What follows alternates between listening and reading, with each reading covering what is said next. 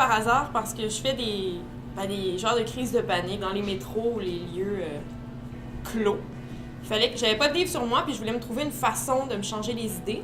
Je me suis mis à espionner les gens, puis écouter leurs conversations, puis j'ai découvert toute la richesse poétique qu'il y avait. J'ai décidé d'en faire des vers un peu pour le plaisir, et mes acolytes géniaux ont suivi. La poésie d'espionnage, c'est aussi le fait de prendre des bouts du quotidien, des choses qui sont supposées être banales, comme une conversation entre deux filles qui rendent une soirée, puis d'en faire quelque chose d'artistique un peu. Puis c'est aussi ce désir-là de transformer le lait en beau, parce qu'il y a des choses qu'on peut entendre qui sont pas nécessairement belles ou bien dites, qui sont dites dans un langage grossier.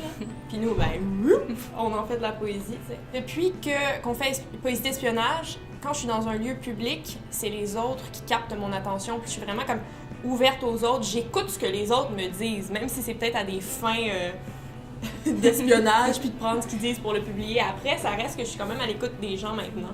C'est un hommage aux autres, à l'autre. Fait que nous, on est un peu comme juste dans l'ombre pour faire rayonner autrui. C'est beau. C'est beau. Ça peut paraître bête, mais c'est également un divertissement. En fait, les gens nous lisent et se reconnaissent. Les gens nous écrivent pour nous dire, comme, si j'ai vécu la même situation, ça touche tout le monde parce que ça vient de tout le monde. C'est une grande partie de poésie d'espionnage aussi, c'est la contribution des gens, parce qu'on n'est pas partout tout le temps. Même si c'est pas mis sous forme de poème, des fois, nous, on s'occupe de mettre en poème, des fois, les gens nous soumettent directement sous forme de poème. Il y a quoi de le fun dans le fait d'être incognito, puis de... C'est une forme de jeu aussi, tu sais, de mettre tes écouteurs, pas vraiment écouter de musique pour juste entendre ce que les autres disent. Si c'était fait à visage très découvert, il y aurait une perte de mystère. C'est peut-être un peu moins le fun, je pense. Tu sais, puis clairement, tout le monde sait on est qui, là. Je veux dire, pas des lunettes de soleil qui changent notre faciès tant que ça. Hein? Oui. Il commençait à noyer des relations. Non, je veux dire nouer des relations. Anonyme dans un sous-sol, 13h59. On a déjà lancé un zine. Il y en a un autre qui va venir sûrement, plus petit.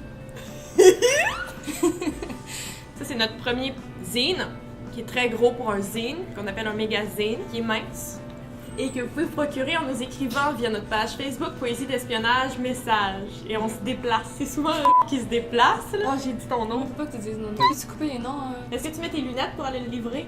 Oui. On est incognito aussi pour aller le livrer. Ça va nous faire plaisir. Qu'est-ce qu'il y a d'autre qui s'en vient? On fait beaucoup de lectures publiques. Selon nos disponibilités, on essaie d'être présent, puis de lire nos best-of de poésie d'espionnage. Puis des poèmes inédits. Oui. Surprise, on va pas dévoiler les détails. On va faire partie d'un festival en mai. Voilà. Quoi d'autre? Une ligne de vêtements, un long métrage peut-être. Qui sait? T'as-tu des choses à rajouter? Tout le monde est poésie d'espionnage. Ouais, c'est ça.